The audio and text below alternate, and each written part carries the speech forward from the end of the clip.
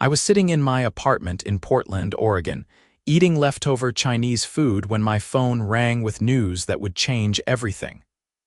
Uncle Robert had died and left me his property in Bend, a sprawling 23 acres of pristine land that had been in our family for generations.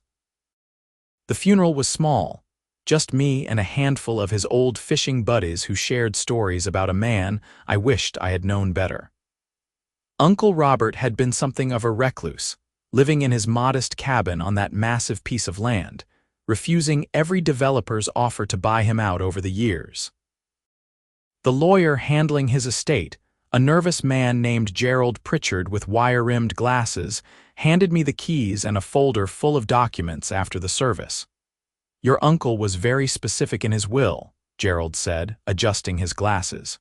"He wanted you to have this land. Said you were the only family member who ever appreciated nature the way he did." I remembered visiting Uncle Robert exactly once when I was 12, spending a weekend exploring the property, skipping rocks across the small creek that ran through it, and sleeping under more stars than I had ever seen in my life. That weekend had stayed with me for 20 years, a bright spot in an otherwise ordinary childhood. The property was beautiful, even more stunning than I remembered. Tall ponderosa pines bordered the northern edge, while the southern portion opened into meadowland that rolled gently toward the Cascade Mountain views. The creek still bubbled through the middle of it all, and Uncle Robert's cabin sat on the eastern edge, weathered but sturdy. I spent my first weekend there just walking the land, trying to figure out what to do with this unexpected inheritance. That is when I noticed the construction. On the western edge of the property, where the land bordered a housing development called Cascade Meadows, massive earth movers were carving into my soil. Concrete trucks rolled in and out, and a huge excavation pit dominated what had been a peaceful corner of meadowland. I stood there, stunned, watching workers in hard hats move with purpose while some kind of massive construction project took shape on my land. I marched over to the construction fence, my heart hammering. A portly man in a yellow vest looked up from his clipboard as I approached. "What the hell is going on here?" I demanded. "Water park construction," he said matter-of-factly. "Should be done by summer. Going to be the biggest community amenity in Central Oregon." "This is private property, my property," he laughed, actually laughed at me. "No offense, buddy, but the Cascade Meadows HOA has been planning this for 2 years. This is their land. Maybe you are thinking of a different spot." I pulled out my phone and showed him the property survey Gerald had included in my documents. His smile faded as he squinted at the screen, then at his own paperwork, then back at me. "I need to make a call," he said, suddenly looking much less confident. 20 minutes later, a silver Lexus pulled up and out stepped the most stereotypical HOA president I could have imagined. She was probably 50, with the kind of blonde highlights that cost more than my monthly rent, wearing white capris and a pastel pink polo shirt with Cascade Meadows HOA embroidered on the chest. Her name tag read Brenda. "I am Brenda Hutchinson, president of the Cascade Meadows Homeowners Association," she announced, as if I should be impressed. "There seems to be some confusion here." "No confusion," I said, keeping my voice level. "You are building on my land without permission. That is called trespassing and probably a dozen other legal violations." Brenda's smile was condescending, the kind you would give a child who did not understand how the adult world worked. "I think you are mistaken. The HOA purchased this parcel from the county 2 years ago. We have all the proper permits and authorizations. You purchased it from the county. This land has been in my family for 40 years. It was never for sale." Her smile faltered slightly. "That cannot be right. We did our due diligence. We have a deed." I pulled out my folder of documents, found the official property deed with Uncle Robert's name and the recent transfer to mine, and handed it to her. She read it once, then again, her face slowly turning the color of overcooked salmon. "This must be some kind of mistake," she muttered. "We spent $200,000 on this land. The county sold it to us for back taxes." What back taxes? My uncle paid his property taxes religiously. Brenda's expression shifted from shock to irritation. Look, mister, what did you say your name was? Marcus. Marcus Chen. Look, Marcus, I do not know what kind of scam you are trying to pull here, but the Cascade Meadows HOA has invested nearly $4 million into this water park project. We have 500 homeowners who have been paying special assessments for 2 years to make this happen. We have contracts with builders, permits from the city, and promotional materials already printed. You cannot just waltz in here and claim this land is yours. I am not claiming anything. It is mine. I have the deed. Deeds can be forged, my temper flared. Are you seriously accusing me of forgery? Call the county recorder's office right now. Call my uncle's lawyer. Hell, call the police if you want. But until you prove you have legitimate ownership of this land, which you do not, your construction stops today. Brenda's face was now fully red, her jaw clenched so tight I could see the muscles working. We will see about that, she said, spinning on her heel and storming back to her Lexus. I spent the next hour talking to the construction foreman, who made some calls of his own and eventually, reluctantly, agreed to halt work until the ownership dispute was resolved. The machines went quiet and workers started packing up their equipment. I stood there in the sudden silence, looking at the massive hole they had already dug, the stacks of construction materials, the partially poured concrete foundations, and realized I had just made a very powerful enemy. That night I called Gerald Pritchard at home. He listened to my story and then sighed deeply. This is going to be complicated, he said. The county made a mistake, a big one. They somehow flagged your uncle's property as delinquent when it was not and sold it at a tax sale.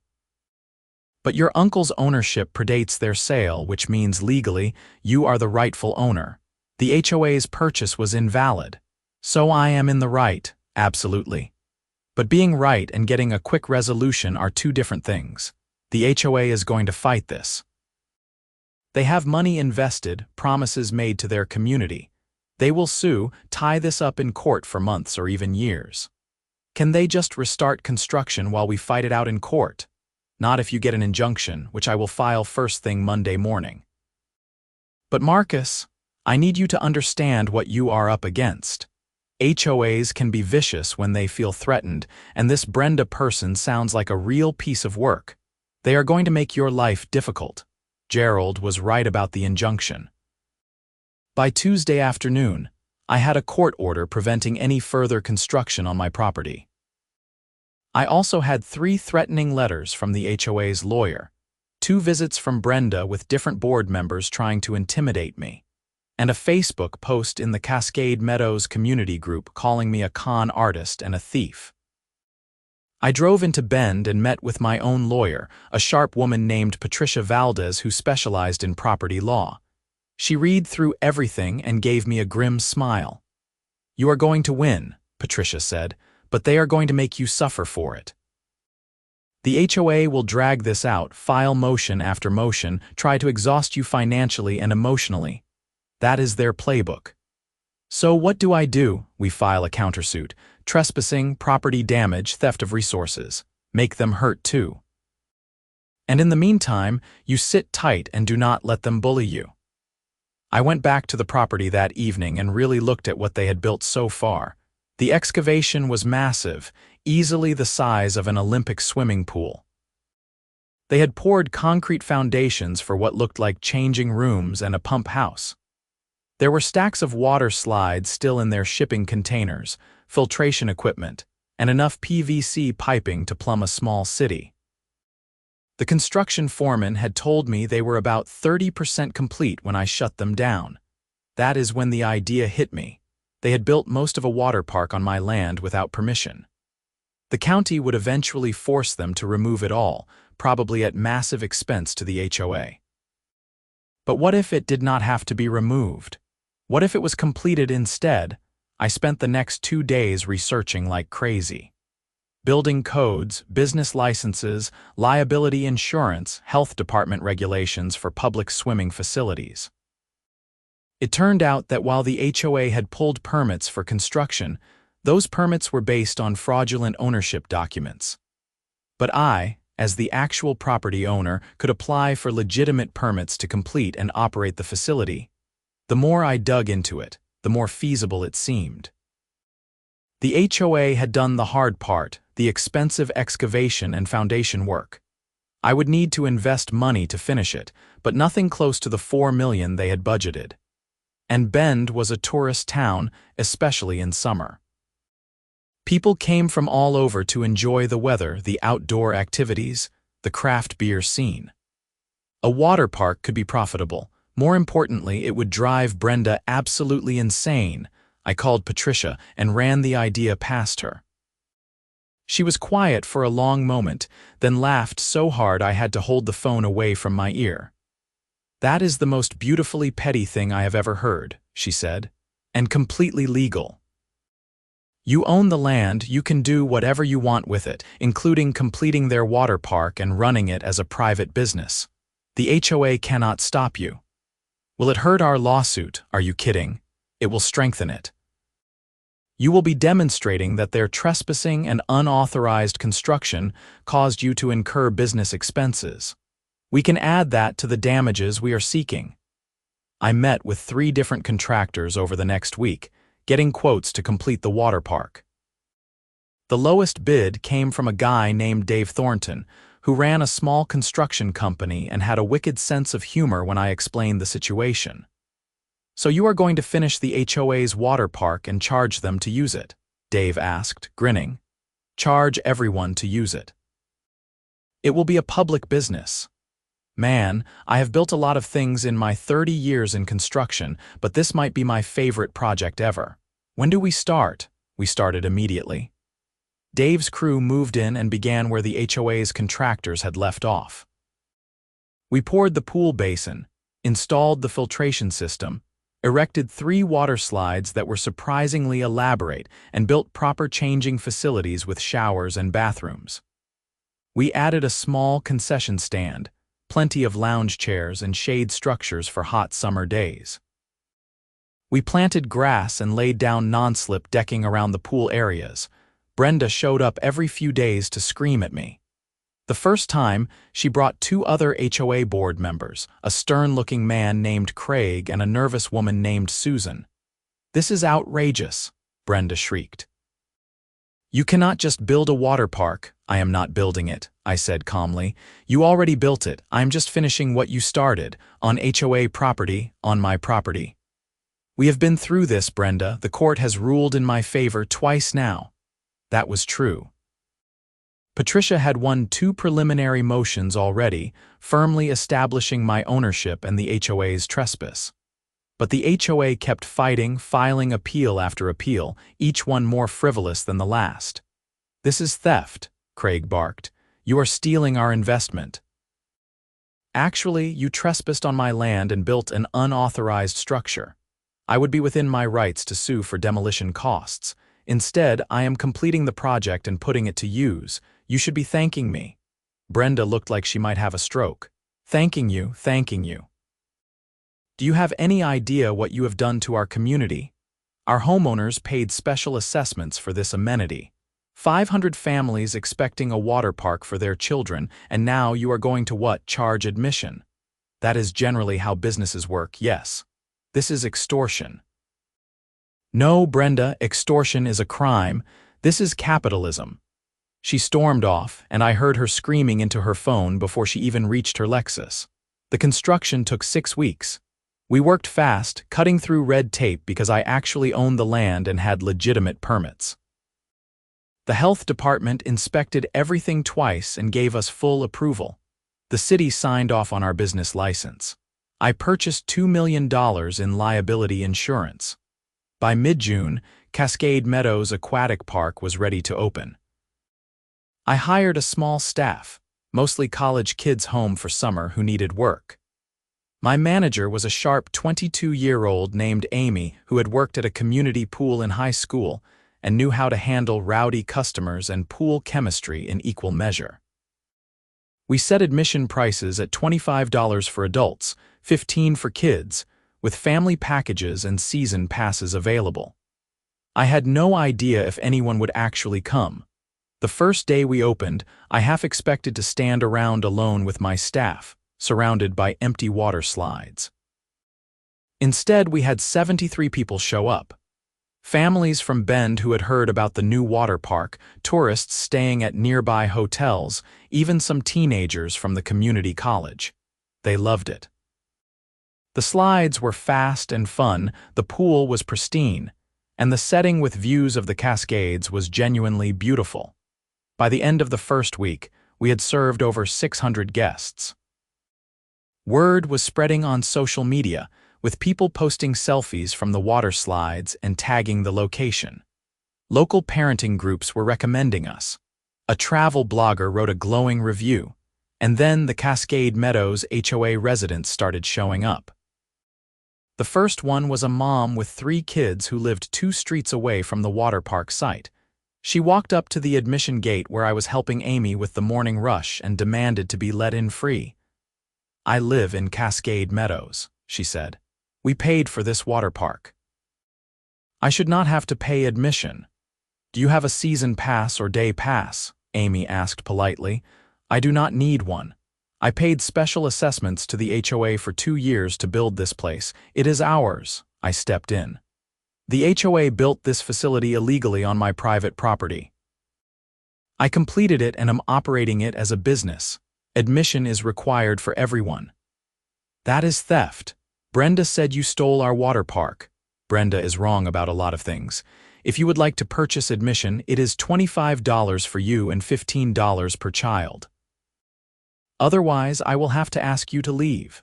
She called me several creative names, half of which her children definitely should not have heard, and stormed off. But that was just the beginning. Over the next few days, dozens of Cascade Meadows residents showed up expecting free admission. Some argued, some demanded, some tried to sneak in through the fence line. I had to hire a security guard, a retired cop named Bill who was about 65 and had seen it all. "Never thought I would spend my retirement kicking out entitled HOA people," Bill said, chuckling. "But here we are." The weekends were crazy.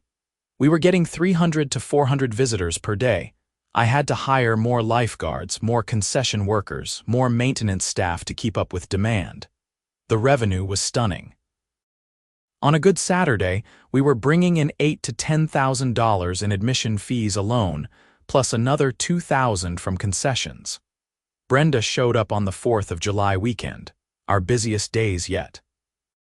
We had over 900 people across Saturday and Sunday, and I was exhausted but thrilled. Brenda pushed her way to the front of the admission line, ignoring the protests of waiting families. "I need to speak to the owner," she said to Amy. "I am right here, Brenda," I said, stepping out of the office. "And you are cutting in line." "I do not care about the line. Do you see all these people? These are Cascade Meadows residents waiting to pay for something that should be free to them." I looked at the crowd. Maybe 10% were from the HOA development, judging by the locals I recognized. The rest were tourists and Bend residents. Then they are welcome to purchase admission like everyone else. "This is unconscionable. You are profiting from our investment." "No, I am profiting from my business on my property." "You trespassed and started construction without authorization. That is not an investment, that is a crime." Her face went purple. "We are going to shut you down." "The HOA board is meeting tonight, and we are filing an injunction to close this place immediately." "You have filed 6 injunctions already, Brenda. The judge has denied every single one, but please, waste more of your members' money on frivolous legal fees. I am sure the 500 families who already paid special assessments will love writing more checks for your lawyer." She leaned in close, her voice dropping to a hiss. "You have no idea who you are messing with. I will destroy you." Bill appeared at my shoulder, his hand resting casually on his security belt. "Ma'am, I am going to have to ask you to leave. You are disrupting business operations." Brenda looked at Bill, then at me, then spun and marched away, but I could see in her eyes that she meant what she said. This was not over. July turned into August, and the water park continued to thrive. I hired an accountant named Rita to help me manage the books, and she was amazed at the numbers. "You have brought in $380,000 in revenue in 2 months, Rita said, showing me her spreadsheets. After expenses, payroll, insurance, maintenance, you are still netting about 40% profit. If you stay open through September, you will clear $500,000 for the season." I could barely process it. I had been living in a cramped apartment in Portland, working as a software developer, making decent money but nothing spectacular. Now I owned 23 acres of beautiful land and a thriving business that was generating wealth I had never imagined. "What about the lawsuit?" I asked. "Can the HOA come after this money? Your lawyer would know better than me, but I doubt it. This is legitimate business income. You are paying taxes on it, operating legally, providing a service. The fact that you built on their foundation does not entitle them to your profits." I called Patricia and confirmed Rita's assessment. The HOA's lawyers had actually tried to argue that I owed them restitution for stealing their business concept, which the judge had dismissed with barely concealed contempt. Our countersuit for trespassing and property damage was still moving forward, with a trial date set for November. But Brenda was not done, not even close. In mid-August, the health department showed up for a surprise inspection. They went over everything with a microscope, checking pH levels, chlorine concentrations, filtration system operations, staff certifications. They found nothing wrong. We passed with flying colors. The next week, the fire marshal showed up claiming he had received complaints about capacity violations. He counted our maximum occupancy, checked our exits, reviewed our emergency procedures. We were fully compliant. Then the building inspector came, then the county zoning officer, then a state OSHA representative. Every single visit was prompted by anonymous complaints, and every single inspection found us operating legally. It was obvious what was happening. Brenda was weaponizing every regulatory agency she could think of, trying to find something, anything, to shut us down. I was in the office with Amy when the police showed up. 2 officers, a man and a woman, asked to speak with the owner. I invited them in, my heart pounding because I had no idea what Brenda had accused me of now. "We have received reports of harassment and trespassing," the male officer said, consulting his notepad. "A Brenda Hutchinson filed a complaint saying you have been harassing HOA board members and trespassing on HOA property." I laughed. I could not help it. "Officer, Brenda has been harassing me since I inherited this land. She built a water park on my property without permission, and I completed it and opened it as a business. She has been trying to shut me down ever since." The female officer looked around the facility, taking in the happy families, the well-maintained grounds, the professional operation. "This is your property?" "Yes, ma'am, I have all the documentation, property deed, business license, permits, everything." I pulled out my folder, now worn from so many similar conversations. The officers reviewed it, then exchanged glances. "Sir, it looks like you are operating legally here," the male officer said. "We will note that in our report. As for the harassment claims, do you have any contact with Miss Hutchinson outside of her coming to your place of business?" "None whatsoever. She shows up here regularly to yell at me, which I have witnesses for. I have never contacted her, never gone to HOA meetings, never set foot on HOA property except when their construction crews were actively trespassing on mine." The female officer nodded.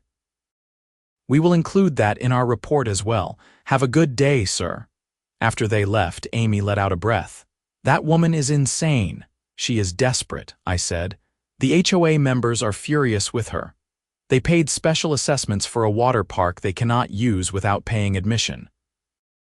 The lawsuit is going badly for them. Her board is probably talking about removing her as president. She is lashing out. You almost sound sorry for her." I thought about it. Maybe a little. She made terrible decisions and is too proud to admit it. But that does not excuse her trying to destroy my life. September came, and the weather was still gorgeous. Oregon summers can last well into fall, and we stayed busy with weekend crowds and school groups during the week. I started offering discounted admission for school field trips and local youth organizations, which generated goodwill in the community and kept the facility busy even as tourist season wound down. By the end of September, when we closed for the season, we had served over 23,000 guests and generated $897,000 in total revenue. After all expenses, I had netted just over $400,000 in profit.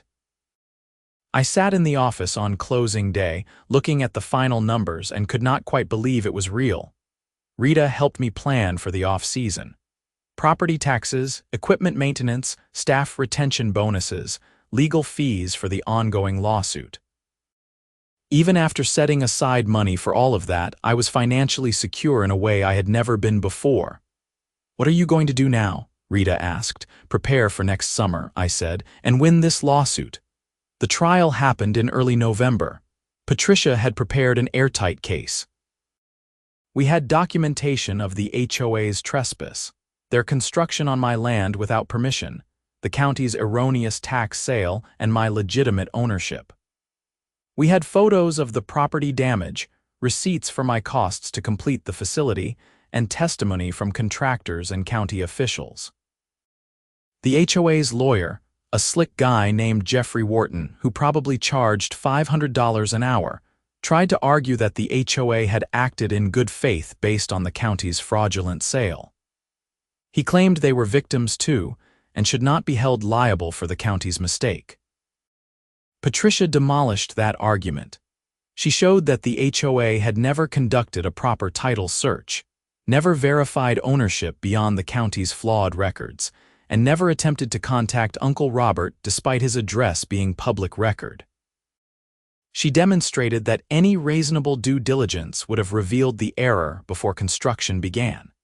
Then she presented evidence that Brenda had personally pushed to expedite the project, overriding concerns from other board members who wanted more time to verify everything. We had emails, meeting minutes, and testimony from former board members that Brenda had been obsessed with creating the water park as her legacy project. Brenda herself was a disaster on the witness stand. She was combative with Patricia, dismissive of the judge, and openly contemptuous of me. She insisted repeatedly that she had done nothing wrong, that the county was at fault, that I was the one who should be on trial for stealing the HOA's investment. The judge, a patient woman named Judith Silverman, let Brenda rant for a few minutes before cutting her off. "Miss Hutchinson, regardless of the county's error, you and the HOA board proceeded with construction on land you did not own. You did not verify ownership through a proper title search. You did not attempt to contact the property owner. And when the rightful owner informed you of the error, you continued to fight rather than acknowledge your mistake. That is not acting in good faith." Judge Silverman ruled in my favor on every count. The HOA was liable for trespassing, property damage, and the costs I had incurred to secure my rights. She awarded me $215,000 in damages and legal fees.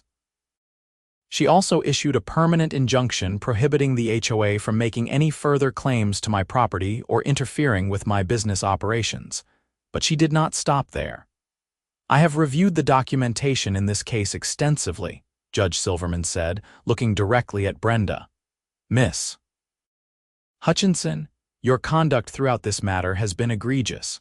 You have filed frivolous motions, made false reports to regulatory agencies, and engaged in harassment of the plaintiff. I am referring this matter to the Oregon State Bar for investigation of Mr. Wharton's role in pursuing clearly baseless legal claims, and I am ordering you personally to pay an additional $50,000 in sanctions for your abuse of the legal process." Brenda's face went white. The sanctions would likely come out of her own pocket, not the HOA's funds. She looked like she might faint. Outside the courthouse, Patricia and I stood in the November drizzle, victorious but exhausted. "That is as decisive a win as I have ever seen," Patricia said. "Congratulations. Thank you for everything. So what happens now?" "Are you going to reopen next summer?" I looked up at the gray Oregon sky, thinking about the property, the business, the unexpected turn my life had taken. Absolutely. I am going to make it even better. Maybe add a lazy river, expand the concessions. This is just the beginning. Over the winter, I lived in Uncle Robert's cabin, which I renovated extensively. I added insulation, updated the electrical and plumbing, and turned it into a comfortable year-round home. I spent my days planning improvements to the water park and my evenings reading by the fire, listening to the creek burble past. The HOA went through upheaval.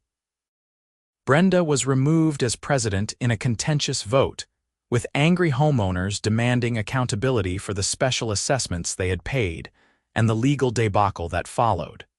3 other board members resigned. A new president, a reasonable accountant named Martin Chen, no relation to me, reached out in January. We met at a coffee shop in Bend. Martin was about 40, calm and apologetic. "I want to start by saying the previous board made terrible mistakes," Martin said. "The current board does not contest your ownership or your right to operate your business. We just want to move forward. I appreciate that. I also want to propose something. Would you consider offering a discount to Cascade Meadows residents? Not free admission, I understand this is your business, but maybe a reduced rate. It would go a long way toward healing the relationship between the HOA and you." I thought about it. Part of me wanted to tell Martin to forget it, that his residents could pay full price like everyone else. But that was spite talking, and spite was what had gotten Brenda into trouble. 20% off for Cascade Meadows residents with proof of address, I said. Same as I would offer any local community group. Martin smiled with relief. That is very generous, thank you. And Martin, I need you to make something clear to your residents. This is my property, my business. If anyone harasses my staff, causes problems, or tries to sneak in without paying, they will be banned permanently. I do not care if Brenda put them up to it or if they genuinely feel entitled. Those days are over. Understood, completely understood. We shook hands, and that was the end of the HOA war. Spring came, and I hired Dave's construction crew again to add new features. We installed a lazy river that wound around the perimeter of the facility, added a splash pad for younger kids, and expanded the concession stand into a proper snack bar with a liquor license for adult guests. I hired back most of my staff from the previous summer and recruited more lifeguards and maintenance workers. We opened in May, earlier than the previous year, hoping to catch the Memorial Day crowd. The turnout exceeded my expectations. Over the 3-day weekend, we served almost 1,800 guests. Many of them were returning visitors who had loved the place the previous summer. Some were Cascade Meadows residents taking advantage of their new discount. Most were just families looking for a fun way to spend a warm weekend. Amy, who had come back as manager and brought some great ideas for promotions and events, organized themed nights. We did a glow swim with waterproof LED lights, a doggy day where people could bring their pets, and a dive-in movie night where we projected films on a screen at one end of the pool. Every event sold out. By mid-June, we were on track to exceed the previous year's revenue by 30%. I hired Rita as a full-time business manager and gave Amy a significant raise. I brought Bill back for security and added a second guard for busy weekends. The Cascade Meadows Aquatic Park was no longer just a successful business. It was becoming a genuine community asset. One evening in July, I was walking the property after closing, doing my usual check to make sure everything was secure for the night. The sun was setting behind the Cascades, painting the sky in shades of orange and pink that reflected off the still water of the pools. I thought about Uncle Robert, about how he had loved this land and trusted me to care for it. I had not just cared for it. I had transformed it into something that brought joy to thousands of people. Kids learned to swim in these pools. Families made memories on these slides. Couples relaxed on lazy Sunday afternoons, floating in the lazy river and drinking overpriced margaritas from the snack bar. My phone buzzed with a text from Patricia. Guess who just got disbarred? I knew without asking. Jeffrey Wharton, the HOA's lawyer, had been found guilty of pursuing frivolous litigation and making false statements to the court. His law license was suspended, possibly permanently. "What about Brenda?" I texted back. "Moved to Arizona. Heard she joined a new HOA board down there. Those poor people." I laughed, pocketed my phone, and locked the front gate. Some people never learned, but I had learned plenty over the past year. I had learned that standing up for yourself was worth the fight. I had learned that spite could be profitable if you channeled it correctly. I had learned that sometimes the universe handed you unexpected opportunities, and the key was having the courage to seize them. I had also learned that Uncle Robert had been right about this land. It was special, worth protecting and preserving. I was just using it differently than he had, sharing its beauty with the community instead of keeping it to myself. The second summer was even better than the first. We served over 31,000 guests and generated $1.4 million in revenue. My net profit was over $600,000. I paid my staff bonuses, donated to local schools and youth organizations, and still had more money than I knew what to do with. In September, after we closed for the season, I sat down with Amy and Rita to plan for the future. "We could expand," Amy said. "Add more slides, maybe a wave pool, really make this a destination water park, or we could diversify," Rita suggested. "You have 23 acres. The water park only uses about 4. You could add other amenities. Mini golf, a ropes course, maybe even glamping sites for tourists." Both ideas were appealing. But as I thought about it, I realized I did not want to turn this into some massive commercial enterprise. I liked what we had built, a mid-sized water park that served the community without overwhelming it. "Let me think about it over the winter," I said. "But whatever we do, I want to keep it manageable. I do not want to lose what makes this place special." That winter, I focused on the property beyond the water park. I maintained trails through the forested areas, cleared brush, and installed benches at scenic viewpoints. I worked with a wildlife biologist to create habitats for native species. I planted native flowers and shrubs around the creek to prevent erosion and support pollinators. In February, I got an unexpected visitor. Martin Chen, the HOA president, knocked on my cabin door on a cold Sunday morning. "Sorry to bother you," Martin said, "but I wanted to give you a heads up. The HOA is selling off some common land to a developer. The parcel borders the southern edge of your property. I thought you should know before it becomes public." I invited him in for coffee and looked at the plat map he brought. The parcel was about 5 acres, relatively flat meadowland that had been designated as open space for the HOA community. But with their financial troubles from the water park disaster, they needed cash and were willing to sell. "What kind of developer?" I asked. "Residential. They are planning to build 12 houses, pretty dense for the area. It will change the feel of this whole section."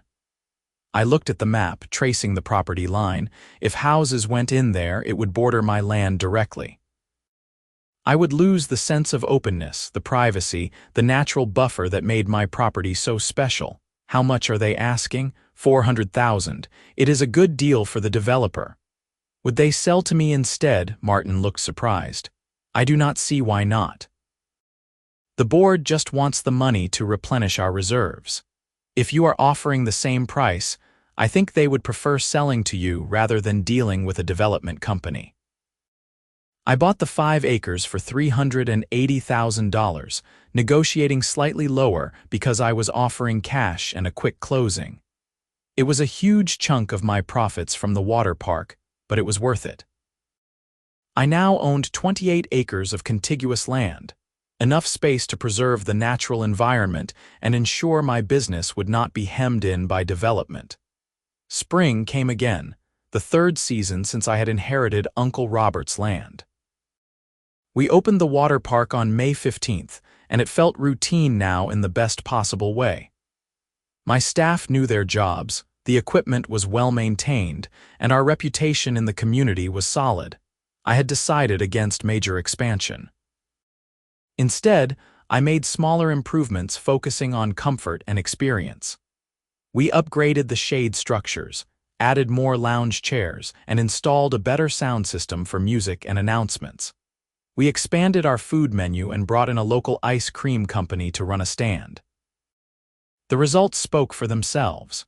We were busy from opening day, with locals eager to return and tourists discovering us through online reviews and word of mouth. By the end of June, we had already served 12,000 guests, putting us ahead of the previous year's pace.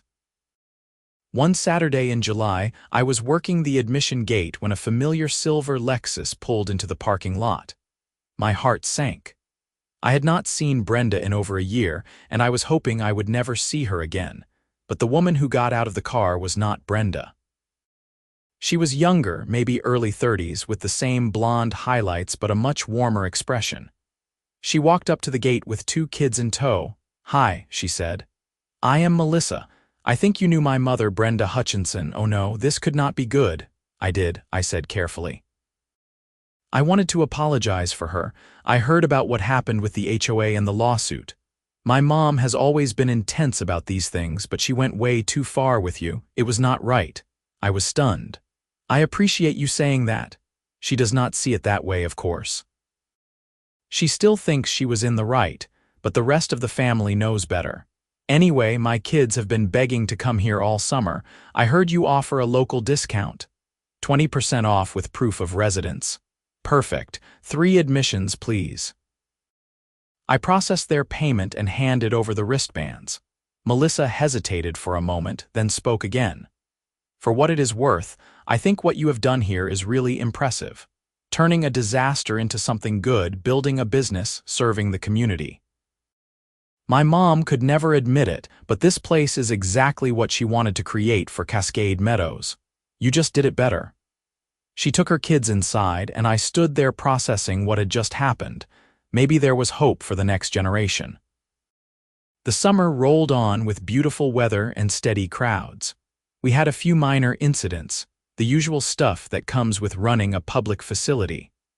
A kid broke his arm on a slide, but we had followed all safety protocols and our insurance covered everything.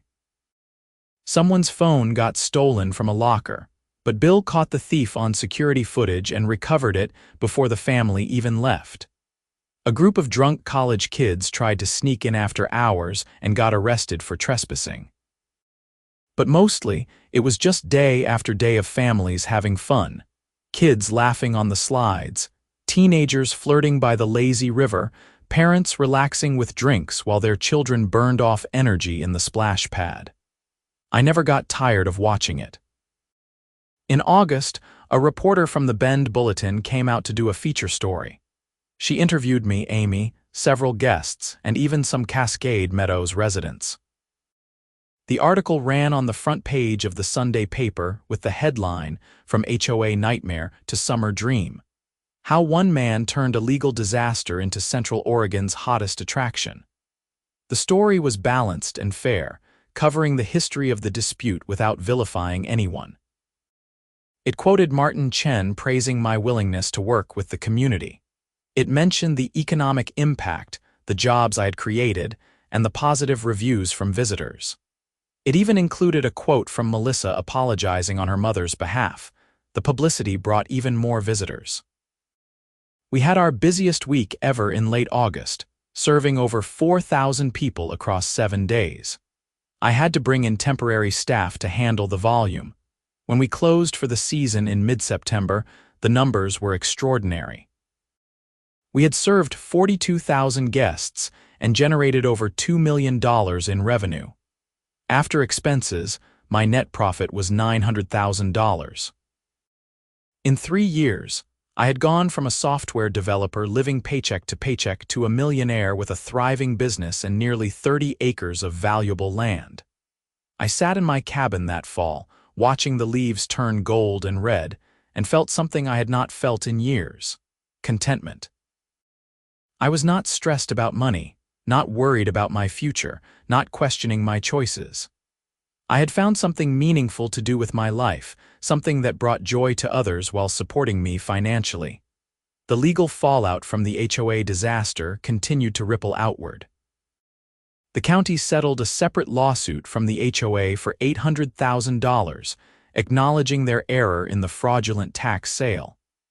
Most of that money went to reimbursing the 500 families who had paid special assessments. It was not enough to make them whole, but it was something. Brenda apparently tried to sue the county herself for damages to her reputation, but the case was dismissed. Last I heard, she had indeed moved to Arizona and joined another HOA board, where she was already making enemies with her aggressive management style. Jeffrey Wharton's disbarment became final. He appealed but lost.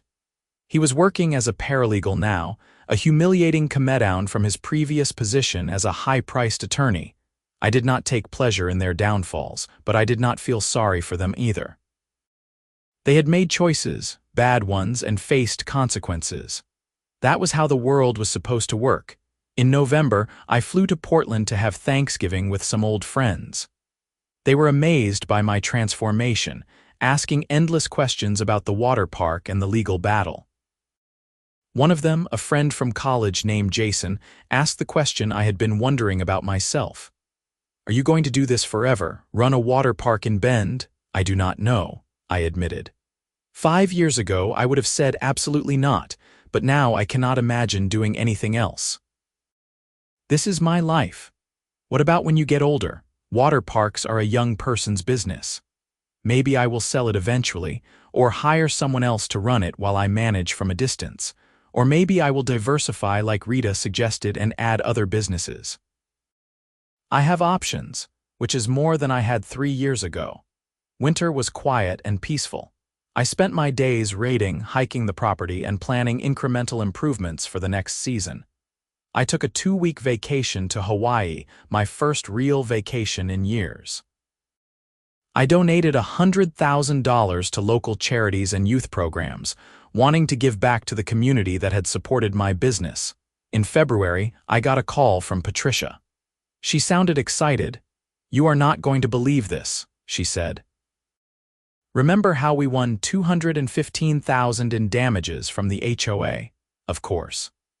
"Well, the HOA's insurance company is suing Brenda personally for that amount plus their legal costs. They are arguing she acted outside the scope of her authority and committed fraud when she pushed forward with construction despite warnings from other board members. Will they win? Probably. The documentation is pretty damning. Emails where board members explicitly asked her to slow down and verify ownership, which she ignored. Meeting minutes where she dismissed concerns. She is looking at possibly losing her house over this. I should have felt vindicated, but mostly I just felt tired. That seems excessive. Maybe. But insurance companies do not mess around when they are on the hook for big settlements. They want their money back, and Brenda is the obvious target. I thought about it for a few days, then called Patricia back. Is there a way to settle the insurance company's suit against Brenda? Maybe for a lower amount that she can actually pay. Why would you want to do that? Because enough is enough. She lost her position, her reputation, probably her friendships. Making her lose her house seems cruel. Patricia was quiet for a moment. You know, you would be within your rights to argue that she owes you personally for the harassment and stress she caused. But if you want to be merciful, I can reach out to the insurance company's lawyers and propose a settlement. Maybe they would accept $50,000 or something she could pay over time. Do it. I do not need more money, and I do not need more revenge. Patricia negotiated a settlement where Brenda would pay $75,000 over 5 years to the insurance company, which would then drop their lawsuit. I heard through Martin Chen that Brenda had accepted, though she apparently still insisted she had done nothing wrong. Some people never learned, but that was not my problem anymore. Spring came again, the 4th season of the water park. I opened in early May, and it felt like welcoming back old friends. Many of my staff had returned for another summer. Regular guests showed up on opening weekend. The local news did a brief story celebrating our 4th anniversary. I had decided to add one major new feature, a surf simulator where guests could practice surfing on artificial waves. It was expensive but unique, and I thought it would draw new visitors. Dave's crew installed it over the winter, and it was ready for opening day. The surf simulator was a huge hit. We had to implement a reservation system because demand was so high. Teenagers especially loved it, spending hours trying to master the artificial waves while their friends recorded videos for social media. By June, we were busier than ever. I hired a marketing coordinator named Sarah who ran our social media and organized promotional events. She created Instagram-worthy photo spots around the park, partnered with local influencers, and launched a loyalty program that rewarded repeat visitors. The business had grown beyond what I had ever imagined when I inherited Uncle Robert's land. But I never forgot that none of this would exist without his gift to me, and without Brenda's spectacular mistake. Sometimes I walked down to the creek in the evenings, standing on the same spot where Uncle Robert's cabin had stood before I renovated it, and I thanked him for believing in me. I hoped he would be proud of what I had built, even if it was not the quiet, solitary life he had chosen for himself. The water park was not just profitable, it was meaningful. I received letters from families thanking me for creating a safe, fun place for their kids. Teachers praised our educational field trip programs. Local businesses appreciated the tourism dollars we brought to Bend. I had created something of value, something that made people's lives better. And it all started because an HOA made the worst mistake possible. They built a water park on land they did not own, and I turned their mistake into my success story.